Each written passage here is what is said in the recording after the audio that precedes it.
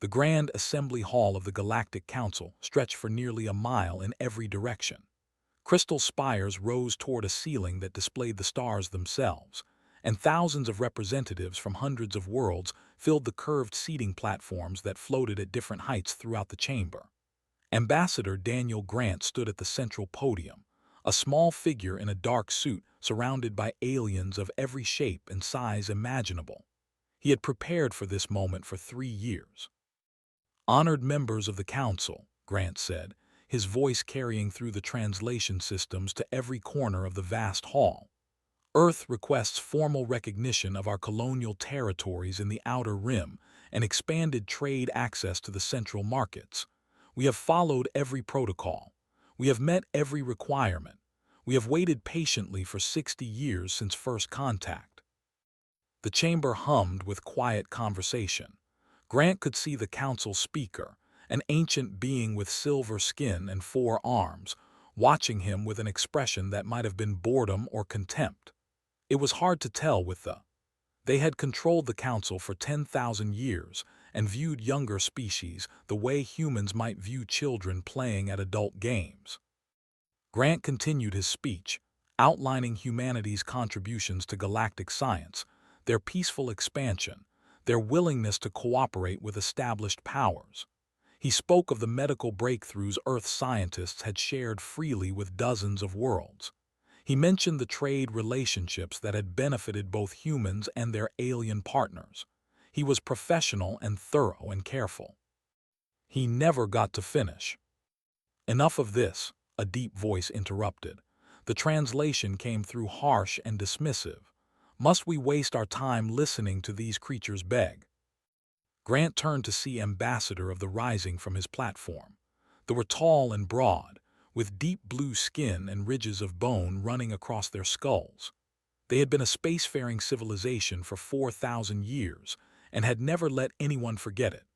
Wore ceremonial armor that gleamed under the artificial starlight, and his yellow eyes fixed on Grant with open disgust. "The Council recognizes Ambassador," the speaker said, and Grant noticed something that might have been amusement in the ancient being's voice. "These humans," said, gesturing toward Grant as if pointing at something unpleasant on the floor, "come before us speaking of contributions and cooperation. Let me show you what humanity truly is." A holographic display activated in the center of the chamber. Grant watched as images began to play. World War II, the atomic bombs falling on Hiroshima and Nagasaki, mass graves, burning cities. The footage shifted to environmental disasters, oil spills coating dying birds, forests burning, plastic choking the oceans. Then came images of poverty, of famine, of refugees fleeing violence in endless desperate streams. "This is humanity," announced to the assembly. "This is what they did to their own world before they even reached the stars. They poisoned their planet. They slaughtered each other by the millions. They are not a civilization. They are insects who learned to build rockets." Laughter rippled through the chamber. Grant stood perfectly still, his hands clasped behind his back. His face showed nothing. "They have existed as a spacefaring species for barely 2 centuries," continued, warming to his performance. "They had conquered 3 star systems before humans discovered fire. They were building stations like this one when humans still lived in caves and feared the darkness. And now these creatures dare to ask for equal standing." More laughter, louder now. Grant saw representatives from dozens of worlds openly mocking him, mimicking human gestures, making jokes in languages he could not understand. The translation system helpfully converted some of them. The jokes were not kind. "I propose," said, raising his arms for silence, "that humanity be confined to their home system. They have proven themselves unworthy of expansion. Let them stay on their damaged little world until they either grow up or destroy themselves. Based on their history, I suspect we all know which outcome is more likely." The laughter became applause. Thousands of aliens clapping or making their species equivalent gestures of approval. The speaker watched it all with those ancient silver eyes and said nothing to stop it. Grant remained at the podium. He had not moved throughout the entire display. His aide, Dr. Collins, stood at the edge of the chamber with her hand pressed against her mouth, her eyes bright with unshed tears of humiliation. But Grant's face was stone. What none of them knew was that his suit contained a concealed transmitter. Every word, every image, every laugh had been broadcast in real time directly to Earth Command in Geneva. Admiral Moore was watching. Senator was watching. The entire leadership of humanity was watching their representative be mocked before the galaxy. "Does the human wish to respond?" the speaker asked, and the tone made clear that any response would simply provide more entertainment. "No," Grant said quietly. "I believe the Council has made its position clear." He gathered his materials with careful dignity. He did not rush. He did not show anger or shame. He walked out of the chamber at the same measured pace he had entered, and the laughter followed him all the way to the exit. Once the great doors closed behind him, Grant allowed himself one moment. Just one. He closed his eyes and breathed deeply. Then he activated his communicator. "Admiral Moore," he said, "this is Grant. Are you there?" "I saw everything, Daniel." Her voice was calm but carried an edge like a blade being drawn from its sheath. "The whole world saw." "They've made their choice," Grant said. "They see us as nothing, less than nothing." There was a pause on the line. When Admiral Moore spoke again, her words were measured and cold. "Then I suppose it's time we showed them what nothing can do. Come home, Ambassador. We have work ahead of us." Grant walked toward his shuttle without looking back. Behind him, the laughter continued, echoing through the crystal halls of the Galactic Council. The aliens celebrated their wit and their superiority and their ancient civilizations. They had no idea what they had just awakened. 60 years of patience. 60 years of humanity bowing and scraping and following the rules. 60 years of quiet preparation while they smiled and asked politely for scraps from the galactic table. That era ended tonight. As Grant's shuttle lifted off from Prime, a message was already spreading through secure channels to every human vessel, every colony, every military installation across Earth's territories. A single phrase that every human commander had been trained to recognize. The message read, "Protocol Prometheus is now active."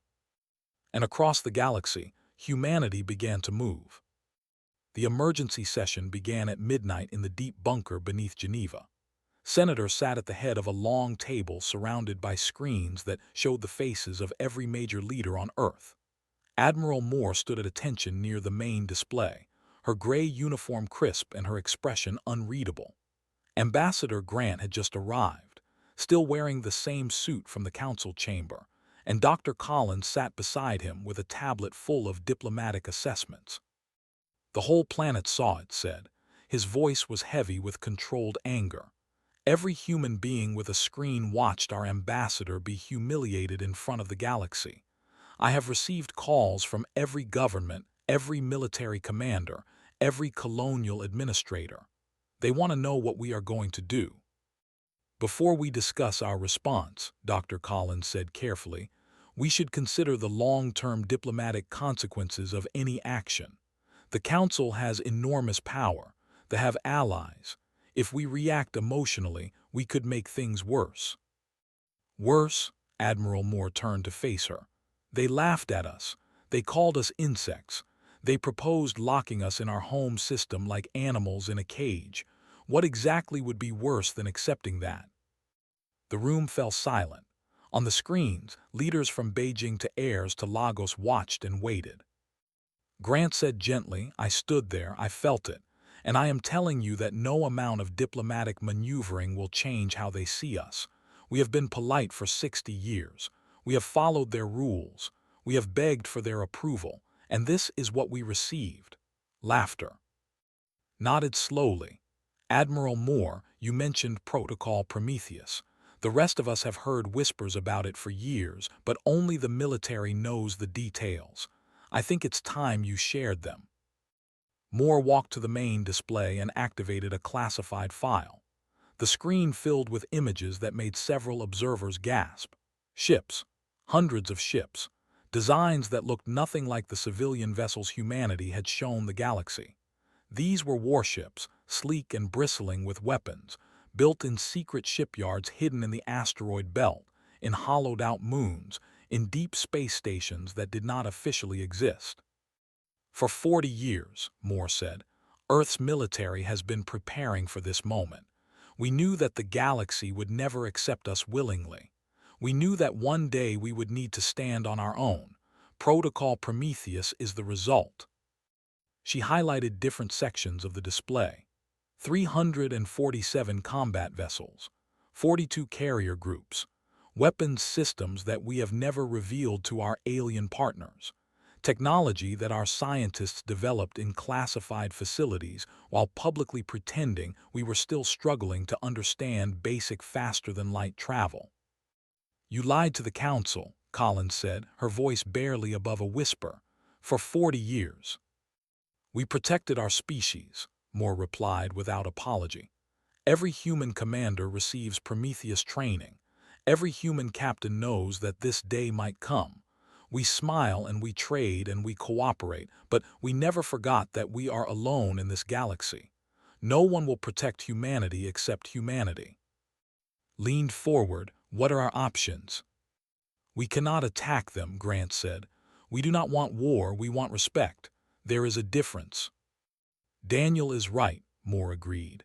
Prometheus was never designed for conquest. It was designed to ensure that no one could ever threaten Earth without paying a price too high to consider. But there is another path, a legal path. She changed the display again. This time it showed a list of treaties.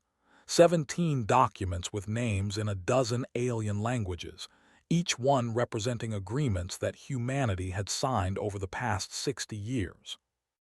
Every one of these treaties includes standard withdrawal clauses, Moore explained. Any signatory can terminate the agreement with proper notice. The notice periods range from immediate to 30 days. If we invoke all of them simultaneously, we do not violate any galactic law.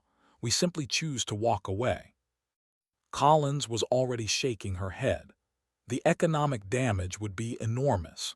Human companies have invested trillions in joint ventures. Our colonies depend on trade routes protected by these treaties. The damage will not be ours alone, Grant said quietly. He had been reviewing data on his tablet. Admiral, can you show them the dependency analysis? Moore pulled up another file. The room fell completely silent as they absorbed what it showed. Human technology is embedded in 60% of galactic infrastructure, Moore said. Our medical research cured the plague and developed vaccines that 3 species depend on for their children's survival. Our engineers designed the communication relays that connect 40 star systems. Our financial systems process a quarter of all galactic trade. They mocked us, Grant said, while standing in a building whose life support systems run on human-designed software. They called us insects while their economies depend on human medicine and human engineering and human cooperation. Sat back in his chair, the anger on his face had changed to something else, something harder and colder. They need us. They need us, Moore confirmed. They just forgot. We are going to remind them. The vote took less than 5 minutes. Every leader on every screen approved the withdrawal. Within the hour, formal notices were being transmitted to the Galactic Council and to every species with which humanity had signed agreements. But the real message came from Captain Lisa Turner aboard the Earth vessel Resolute, stationed at a critical jump gate that connected Council space to the outer colonies. She received her orders and immediately began recalling all human personnel from joint patrol assignments. Commander Shaw, she said to her tactical officer, signal all Earth vessels in this sector. We are going home. Captain, Shaw replied, the patrol commander is demanding an explanation.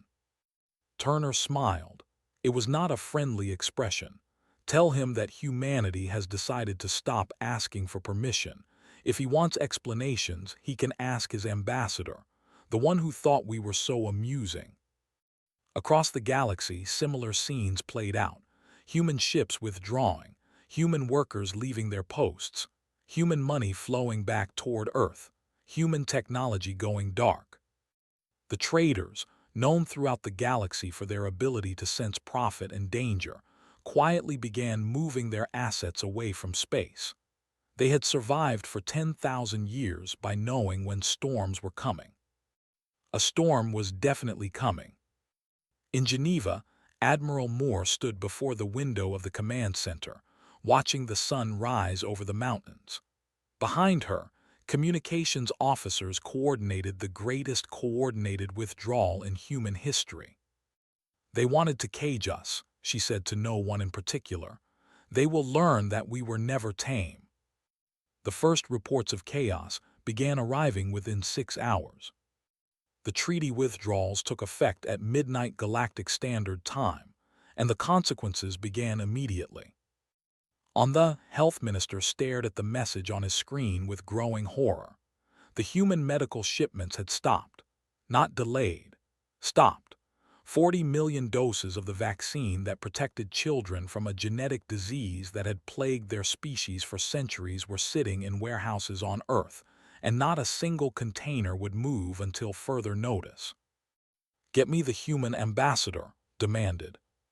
"There is no human ambassador," his aide replied. "They all left. Every human diplomat in space departed 6 hours ago." On Prime, the financial markets opened to immediate collapse. Human credits were the backbone of interstellar trade, stable and trusted because Earth had always honored its commitments. Now those credits were being pulled back. Human banks were calling in loans. Human investors were liquidating their positions in alien companies. The value of the currency dropped 15% in the first hour. The council speaker received emergency briefings throughout the morning. Each one brought worse news. Communication relays were failing because human engineers had stopped maintaining them. Trade routes were disrupted because human navigation beacons had gone offline. Medical supplies, industrial components, agricultural technology, all the quiet contributions humanity had made to galactic civilization were suddenly gone. "How do we not know?" the speaker demanded of his intelligence chief. "We knew they provided these services," the chief replied carefully. "We simply never considered what would happen if they stopped."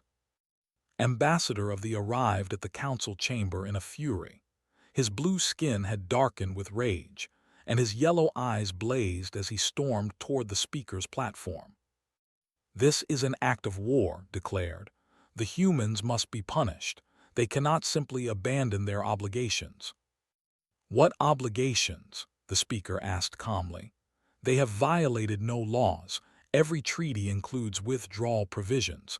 They followed the proper procedures exactly. They gave the required notices. They with every legal requirement. Then change the laws, declare their actions illegal after the fact, and destroy the entire framework of galactic law that has maintained peace for 10,000 years." The speaker's silver eyes showed something that might have been weariness. "Ambassador, you mocked them.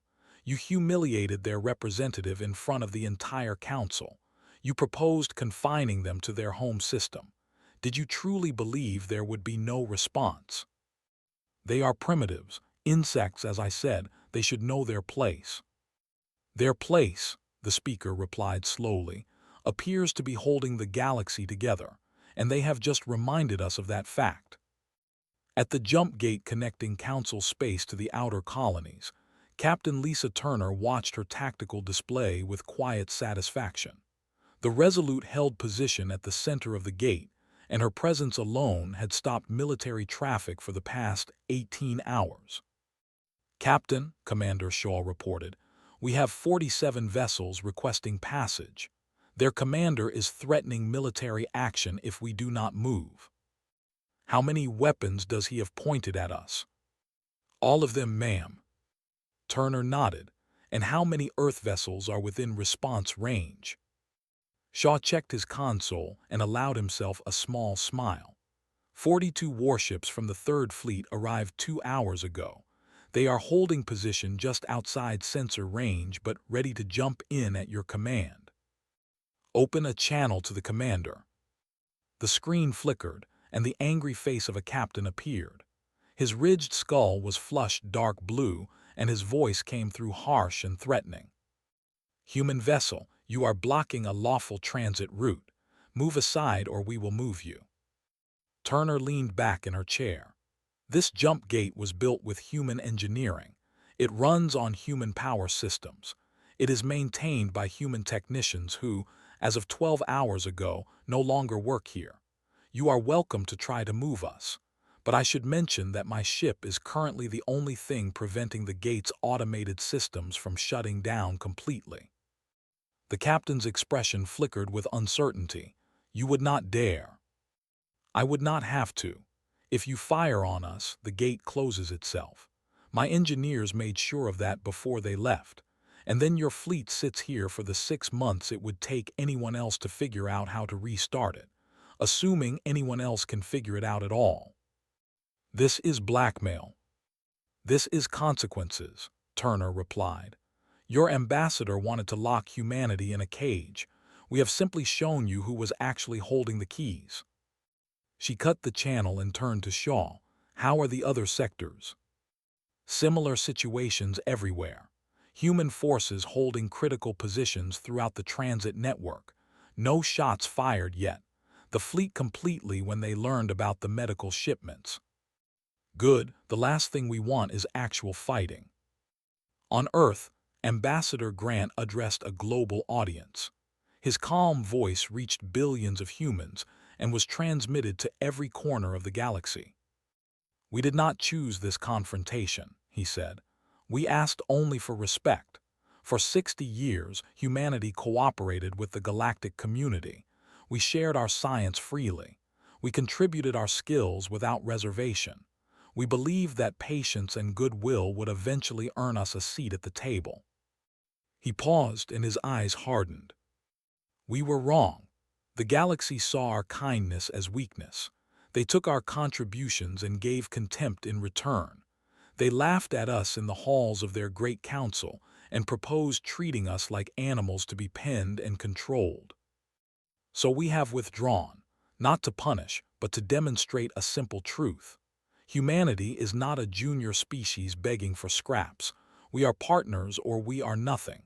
And if the galaxy chooses nothing, then it will learn exactly how much it has come to depend on what we provided. The message ended. Across the galaxy, alien leaders watched with expressions ranging from fury to fear to grudging respect. The traders released a public statement declaring their neutrality and expressing hope for a peaceful resolution. Privately, they were already negotiating with human companies about exclusive trade arrangements if the crisis continued. In her office on Prime, the speaker sat alone in the darkness. She had ruled the council for 300 years. She had seen empires rise and fall. She had managed conflicts between species that had been fighting for. She had never seen anything like this. The humans had not fired a single shot. They had not threatened a single world. They had simply stopped helping, and in stopping, they had revealed how much the galaxy had come to need them. Insects, she murmured to herself, remembering's words. We called them insects. The irony was not lost on her. It was the insects, it seemed, who had been holding everything together. The battle fleet emerged from hyperspace like a storm of metal and fire. 50 warships, each one bristling with weapons that had conquered a dozen worlds over 4,000 years. They arranged themselves in an attack formation that alien military academies had studied for centuries, a wedge of destruction pointed directly at Earth's colonial border. Admiral Moore watched them come from the bridge of her flagship, the carrier Unity. Around her, 42 Earth vessels held position in a defensive line. Behind her, the colonial world of New Geneva floated peacefully, its 3 million inhabitants going about their daily lives under the protection of the fleet. Admiral, her communications officer reported, Ambassador is broadcasting on an open channel. He is demanding our immediate surrender. Let me hear it. His voice filled the bridge, translated from into English with cold precision. Humans, your arrogance has gone far enough.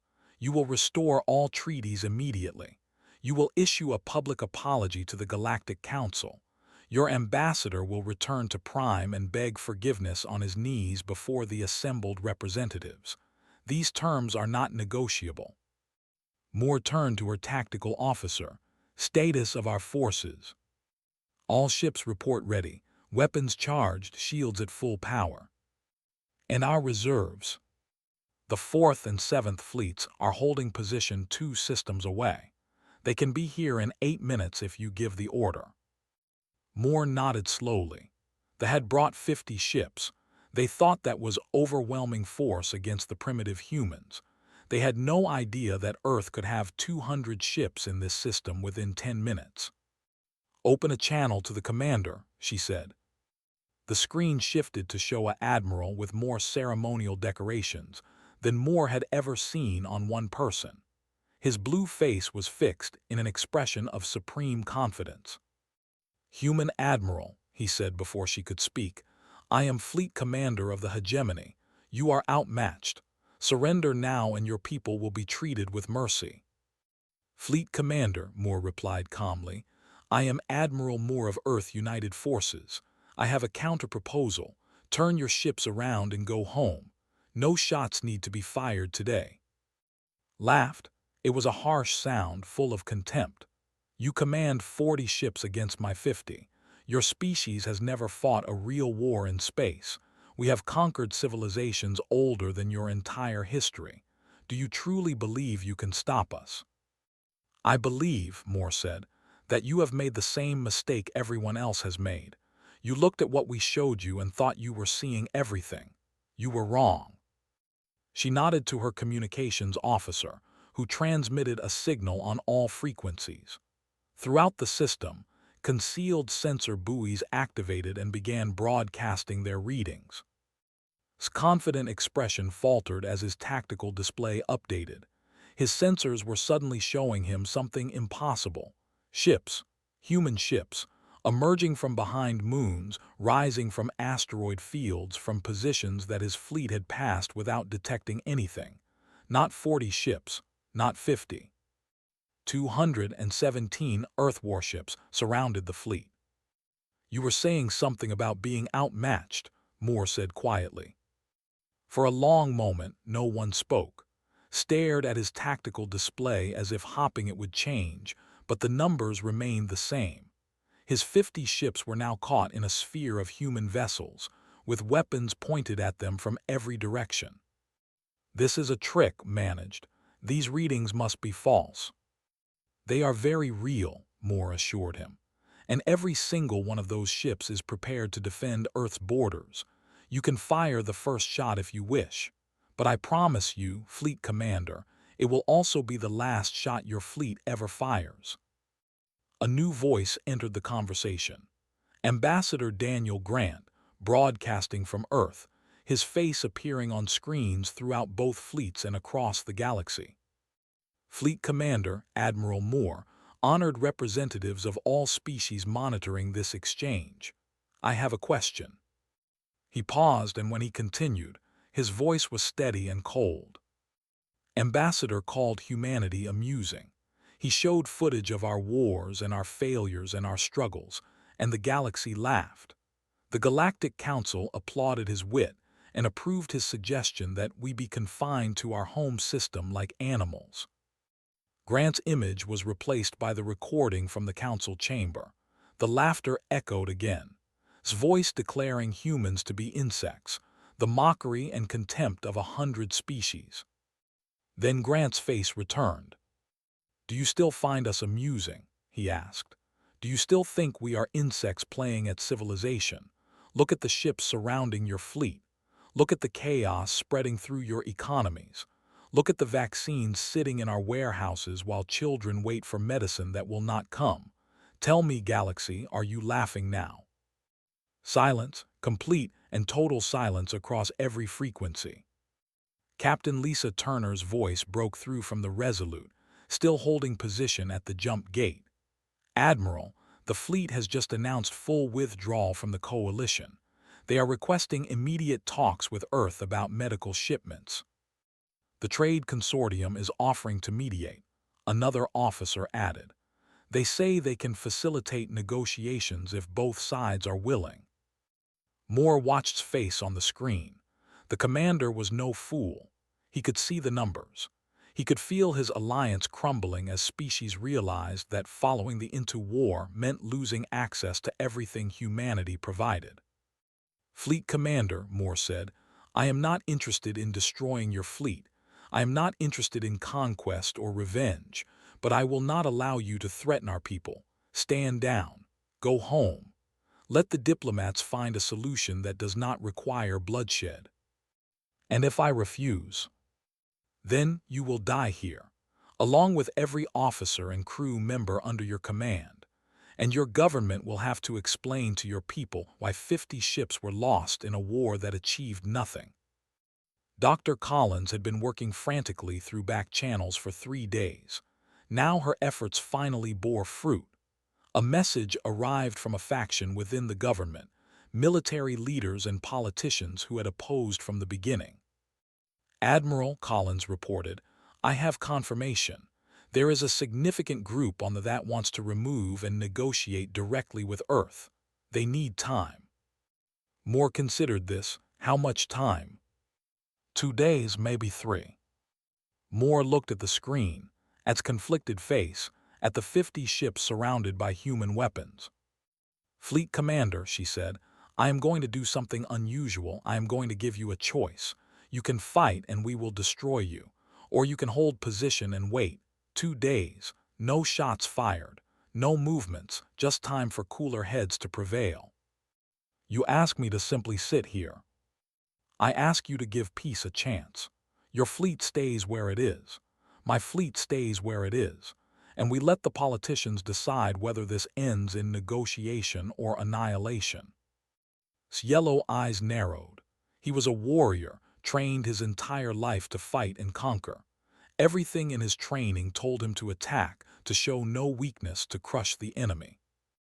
But he was also smart enough to count ships, smart enough to recognize that the humans had outplayed him at every turn, smart enough to understand that the hegemony could not afford to lose 50 warships in a battle they could not win.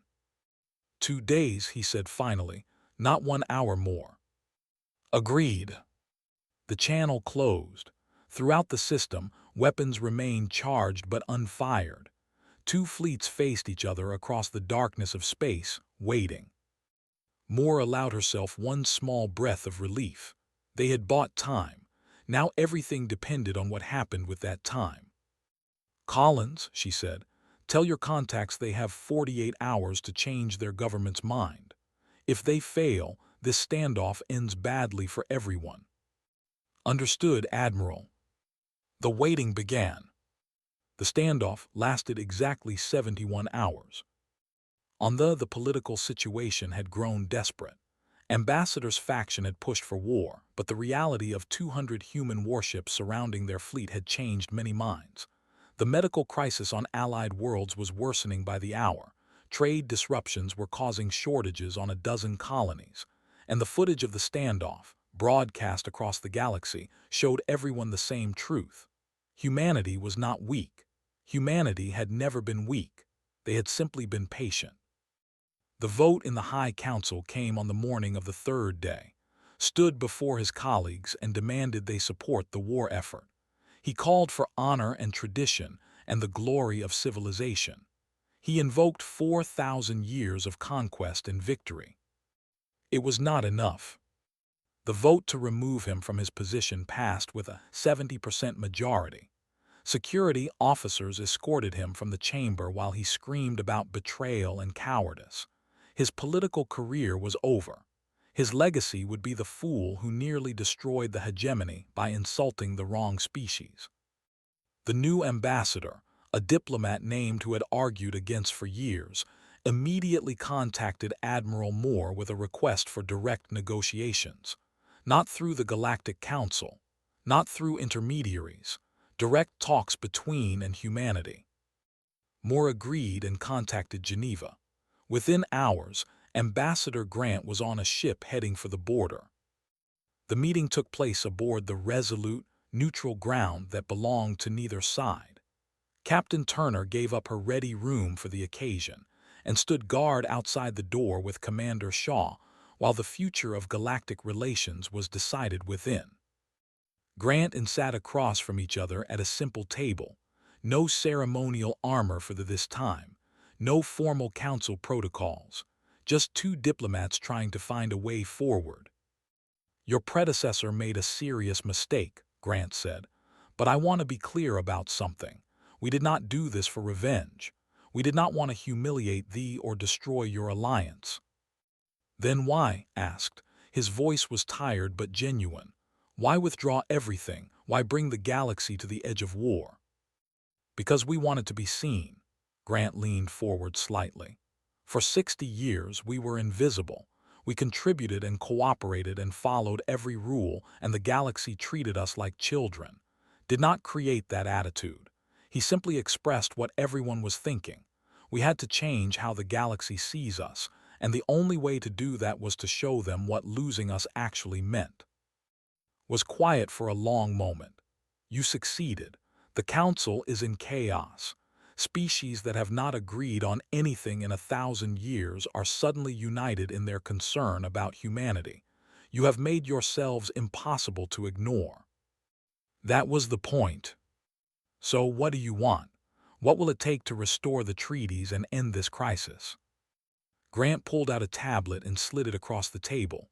"These are our terms. They are not negotiable, but they are also not unreasonable." Read through the document. His blue features shifted through surprise, consideration, and finally something that looked like grudging respect. "Full voting membership in the Council," he said. "Not observer status, full membership. We have earned it. Public acknowledgement of humanity as an equal civilization. A formal statement read into the Council record. The galaxy laughed at us in that chamber. They can apologize in the same place. And reparations," his voice hardened slightly. "You want them to pay for words." "Not money," Grant said. "We want to personally deliver the apology in front of the full Council. He humiliated us. He can restore our honor with his own words." Considered this. Making publicly apologize would destroy whatever remained of the former ambassador's reputation. It was a harsh demand, but it was also fitting. "I will need to consult with my government," he said finally, "but I believe these terms are acceptable." The negotiations continued for another 6 hours, working out details and language and procedures. By the time they finished, both diplomats were exhausted but satisfied. News of the agreement spread quickly. The fleet at the border received orders to withdraw. There were promised immediate delivery of medical shipments. Trade routes began reopening. The crisis was ending. 1 week later, the Galactic Council convened for an extraordinary session. The Crystal Hall that had witnessed humanity's humiliation now witnessed something very different. Ambassador Grant walked to the central podium for the second time. But this time, he did not stand alone. Behind him, representatives from 12 human colonies filled an entire section of the chamber. Above him, on the floating platforms, human observers sat among the delegates of ancient civilizations as equals for the first time. Former ambassador stood at a lower podium, surrounded by guards from his own government. His ceremonial armor was gone. His proud bearing had crumbled. He looked like what he was, a defeated politician forced to face the consequences of his arrogance. "I of the hegemony," he recited, his voice flat and empty, "hereby apologize for my statements before this council. Humanity is not primitive. Humanity is not unworthy. Humanity is an equal member of the galactic community, and I was wrong to suggest otherwise." The words hung in the air. No one laughed. No one applauded. The silence was absolute. Grant nodded once, accepting the apology without gloating. He turned to address the full assembly. "Humanity does not seek dominance," he said. "We do not want to replace one hierarchy with another. We want partnership. We want cooperation. We want a galaxy where every species, young or old, is treated with respect." He paused and let his gaze sweep across the thousands of faces watching him. "We could have started a war. We had the ships. We had the technology. We had the anger, but we chose a different path. We showed you our strength and then we offered peace. That is who we are. That is who we have always been." The speaker rose from her ancient throne. Her silver eyes met Grant's, and for the first time in their encounters, there was no condescension in her gaze. "Earth is hereby recognized as a full member of the Galactic Council," she announced. "Let the record show that humanity has earned its place among the stars." This time there was applause, genuine applause from species that had watched the crisis unfold and seen humanity choose restraint over revenge. It was not the mocking laughter of a few weeks ago. It was acknowledgement, acceptance, respect. Captain Turner watched the ceremony from a screen aboard the Resolute, now back on patrol duty. Commander Shaw stood beside her. "We did it," Shaw said quietly. "We actually did it."